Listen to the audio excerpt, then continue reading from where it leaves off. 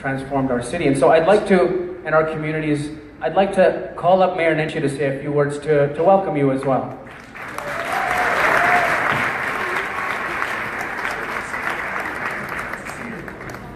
Zaid, I can't believe that you called me up to say a few words when they're already on the stage. Who wants to listen to me?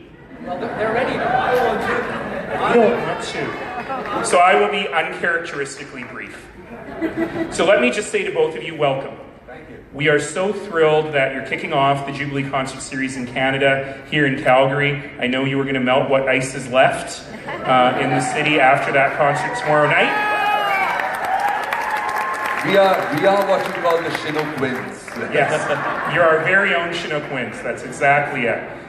And it's really meaningful for all of us. You know, as we have been celebrating Khana Hazrimam's Diamond Jubilee together in this community, as we've been anxiously awaiting our Qadramni, which hopefully, inshallah, will come soon. I don't know. Anyone is asking. I do not know. I do not even know the difference between Qadramni, Didar, and Mulakat. President Saiba tried to explain it to me in one ear, out the other.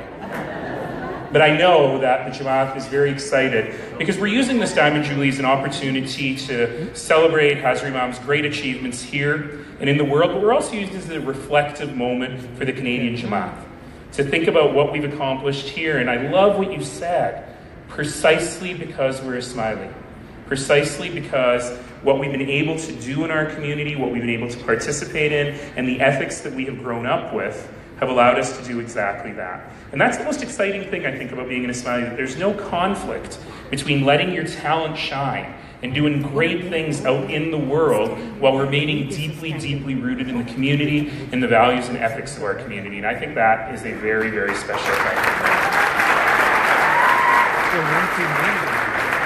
So that, for me, really is uncharacteristically brief, because these guys are way more interesting than I am. So I'm going to turn it right back to you. Thank you all for being here, and break a leg tomorrow night.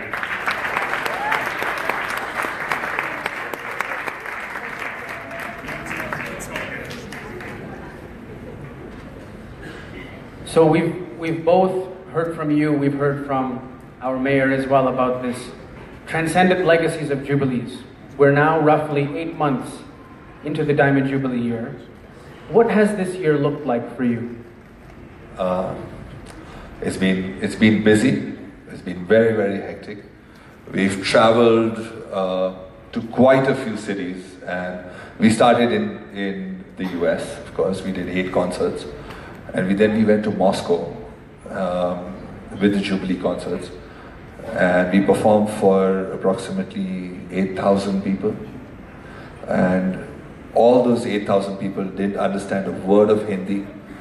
They didn't understand a word of English, but they knew all the Bollywood songs, they knew all the songs, they knew Jubilee Mubarak, they all sang with us.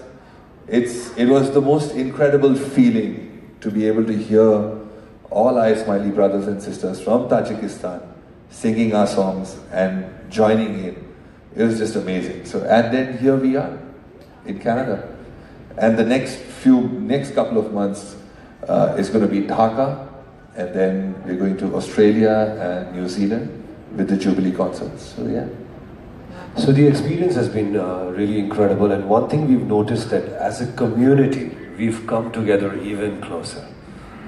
And this whole thing of #OneJamat has really proven itself in its true light, because we feel that firstly music has really sort of brought in people together, and then Jubilee Arts is such a wonderful thing. We've seen such lovely participation of people. I've only seen it on Facebook, etc. But I hear some amazing things, that there is a lot of talent, and there's some incredible artists coming together for the grand finale. And I'm so looking forward to listening and hearing and watching everything. Because it's, so one thing that Diamond Jubilee celebration has done, has brought in everyone so close together to celebrate the spirit of Diamond Jubilee as one Jamat, which is really phenomenal. And Jubilee concerts is exactly that. It's celebrating the spirit of Diamond Jubilee as one Jamat, which is really, we feel really fortunate to be part of it. The song which we created, Jubilee Mubarak, which you guys have been part of, the Tasmiya group from Calgary. So happy that you guys participated in that. I'm sure that we're going to call you guys in a bit when we do the song, but thank you once again. It was an idea which started with just doing a composition, and the idea came to our heads like, what do we say? What our Imam has everything, right? What does he really need? He doesn't need anything. He has everything. But what would give him joy and happiness? And we thought that, Ismailis, artists coming together and just singing Jubilee Mubarak Maula will give him ultimate happiness, for this celebration. And just to reflect upon that, very recently, just about 12 days ago, we had a great opportunity to meet Maulana Hazar Imam at a private lunch hosted by the Vice President of India. And it was a very private affair. We were really fortunate that we were invited for that. And he, as soon as we met him, we said, Diamond Jubilee Mubarak Maula. And he said, Mubarak to you as well. And he said, I give my special blessings to all Ismaili artists from all over the world. And tell them that. My special blessings to all of them. And not only just that, right after he met us, and then post that, just before he was leaving and he's getting into his car, we were standing near the car, and he came to us and he said, Khuda Hafiz, and he said, please give all Ismaili artists my special blessings. Wow. So we are blessed. All of you. We really are blessed. So on that note, one thing that I want to share is that a lot of the people sitting right in front of you here today are Ismaili artists. There was a process of application that the artists had to go through. They had to submit their name. They had to talk about their interest in music, interest in the arts, why it is they wanted to apply. And they specifically were asked if they had any questions for you. So I have a few of them, if you're okay with me continuing. Yeah, sure. So on the note of the opportunity of meeting and being with Hazar Imam, a lot of the artists are curious about this. So you had an opportunity to perform around the world, from cafes to studios to arenas around the world. Audiences that are massive, and there's undoubtedly enormous preparation that goes into that. And it's very evident when listening to your music, listening to your set list, there's great thought and effort given to that.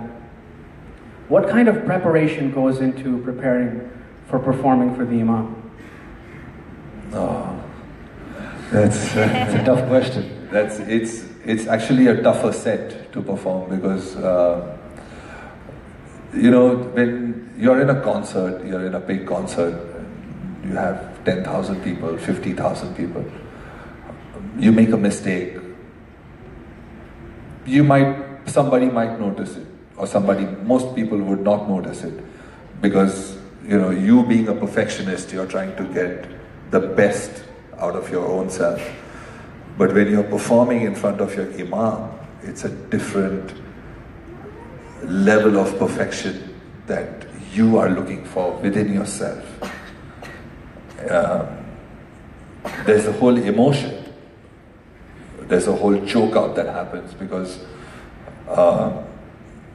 sometimes you can't even look at him, and you have to look at him to talk before you even start singing.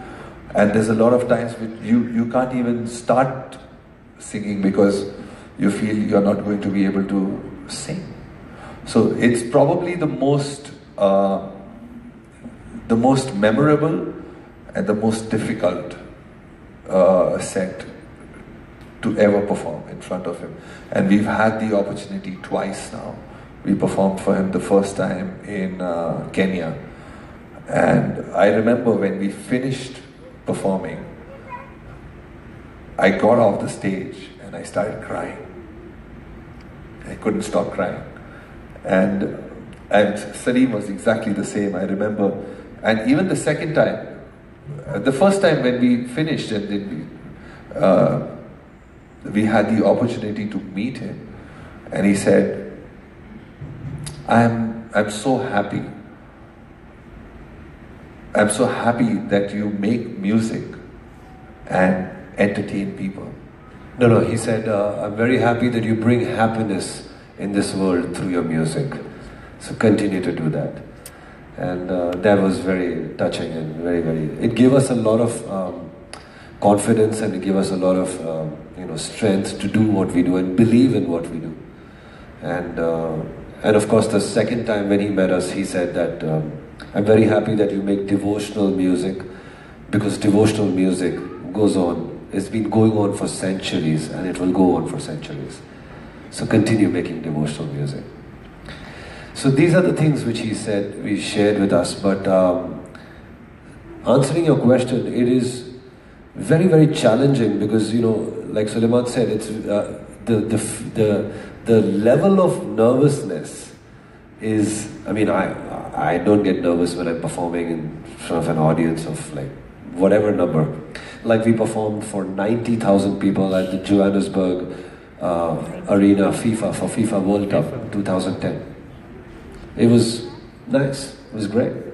I didn't get nervous at all. But the same year, when we went to Kenya to perform in front of Hazrimam for the institutional banquet, I was like an earthquake.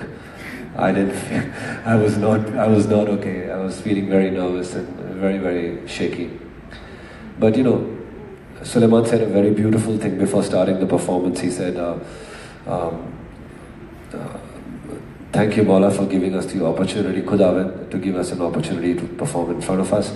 And then I had to say something, so I said, please forgive us for our mistakes. I said that, I hope you'll like.